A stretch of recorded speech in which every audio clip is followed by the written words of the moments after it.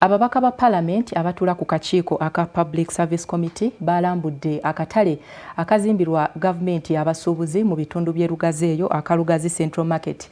Oluvannyuma bakoze okulabula ku bannabyabufuzi abateekateeka okwezza emidaala olwo abasuubuzi ba bulijjo baviiremu awo. Akakiiko ka Parliament aka Public Service Committee kalambudde akatale ak'e Lugazi Central Market gavumenti kezimbira bannalugazi okulaba wa omulimu we gutuuse n'okulaba omutindo. Akakiiko kakulembeddwa mu ssentebe waako Godfrey Onzima, omubaka wa Mukono South Johnson Muyanja Ssenyonga, Betty Muzanira owa Rukungiri District n'abalala era balambuziddwa. Oluvannyuma abakulembeze b'ekibuga Lugazi nga bakulembeddwa mu Town Clerk, Meeya n'abakola omulimu gw'okuzimba beesoze akafubo mwe bannyonnyoledde embeera eriwo era omubaka w'ekitundu kino Mulindwa Isaac Sozi n'alaga obwennyamivu ng'ayagala abakugu bannyonnyole mu kiseera omulimu we gunaggweera.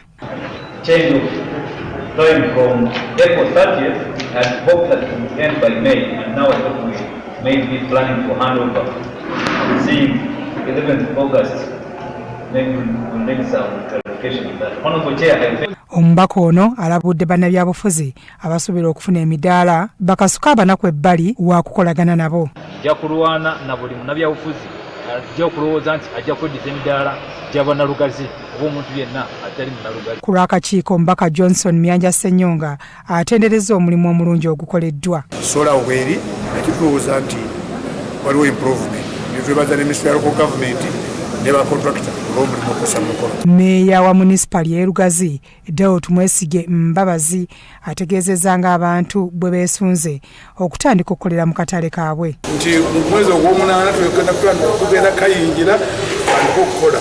Abantu tukeesunze, community ekeesunze era tumanyi nti tugenda kubeera nga tufuna omulimu tutandika okuyingiza ssente. Okusinziira ku muwendo gw'abantu abaali bakolera mu katale kano mutono nnyo ku midaala egirimu nga waliwo okutya ku bantu abapya abanaayingizibwa nga tebalina bisaanyizo. Bya Eric Yiga, Crossroads TV, Omunnyo.